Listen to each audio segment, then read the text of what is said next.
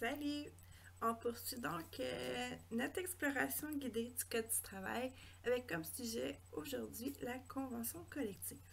Je ne vous parlerai pas spécifiquement de nos articles à nous, mais tout comme on fait pour les consultations là, en vue des négociations de la prochaine convention. Je vous invite quand même à regarder notre convention collective, puis vous pourrez constater de quels sujets ils sont abordés en fait dans notre convention. Je sais que ça peut être difficile à lire. C'est quand même un document à portée légale, donc parfois il y a certains termes qui sont peut-être plus difficiles à comprendre. Je suggère de prendre un sujet à la fois. Ça serait peut-être plus simple que de la lire dans son entièreté. L'objectif premier dans une négo de convention collective, c'est de limiter le droit de gérance de l'employeur.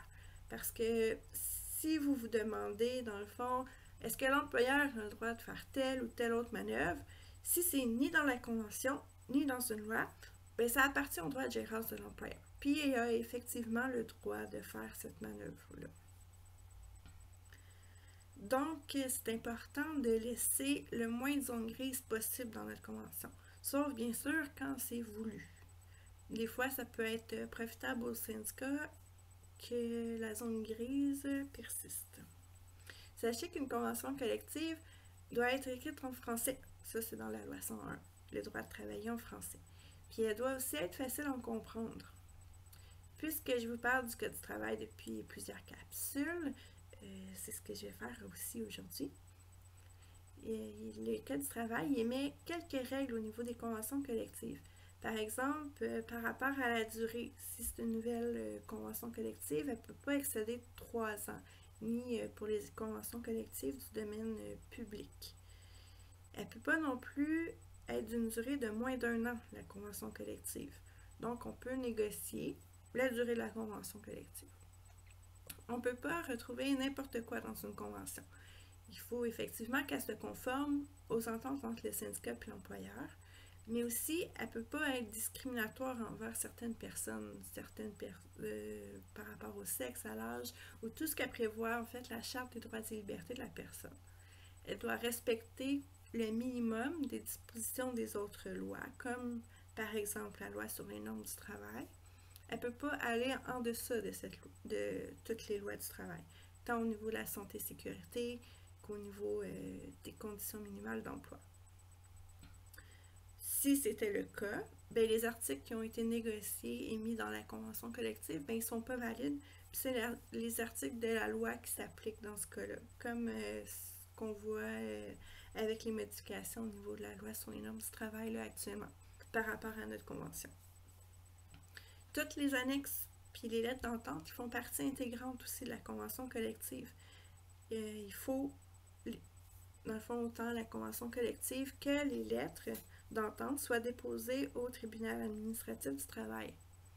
Une fois déposées, toutes les conventions collectives et les lettres d'entente sont publiques, donc accessibles à tout le monde. Puis on peut les retrouver sur le site internet de Corail. C'est corail.gouv.qc.ca. Ça, c'est accessible vraiment à tout le monde. Là. Tout le monde qui voudrait consulter n'importe quelle convention collective en vigueur. Il y a même des anciennes conventions qui ne sont plus en vigueur qui sont sur ce site-là. Donc, si ça vous tente d'aller consulter les conventions de votre entourage, bien, vous pourrez le faire en utilisant ce site-là. Ça peut être intéressant. Puis c'est aussi ce moyen-là que nous, on a utilisé dans notre préparation, en fait, pour les négos. On a été lire les conventions des autres usines de notre employeur, puis aussi de d'autres employeurs dans le même domaine pour nous inspirer ou voir ce qu'il avait accepté, en fait, notre employeur, ce qu'il avait accepté dans d'autres milieux de travail. Donc, il pourrait nous aider, nous, pour négocier nos clauses à nous. Donc, la convention collective, ça lie le syndicat et l'employeur. Les deux parties doivent le respecter. Si ce n'est pas le cas, bien, comme vous savez, on peut faire des plaintes, puis la procédure de grief s'amorce. Pour ça, il faut aussi que le syndicat puisse faire une requête avant de pouvoir déposer le grief. On a dans la convention des délais à respecter.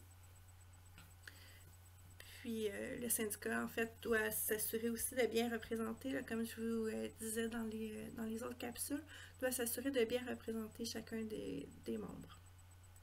La procédure de grief comme telle, elle va faire l'objet d'une autre capsule, avec le rôle, entre autres, des arbitres au niveau du tribunal administratif du travail, puis le rôle de l'arbitre de grief aussi, parce que c'est deux sortes d'arbitres différents avec lesquels on est appelé en fait, à travailler ou à plaider. Je vous invite donc à nous suivre, à commenter et à nous envoyer toutes vos idées de sujets de capsules aussi. Je sais qu'actuellement, on est très en surface, c'est très grand public, là, je dirais. On va pas très en profondeur dans tous les sujets, mais c'était vraiment pour vous faire un survol du Code du travail et des lois qui s'appliquent et avec lesquelles on doit travailler, nous, en tant qu'exécutif syndical, à tous les jours, là. Donc, à bientôt!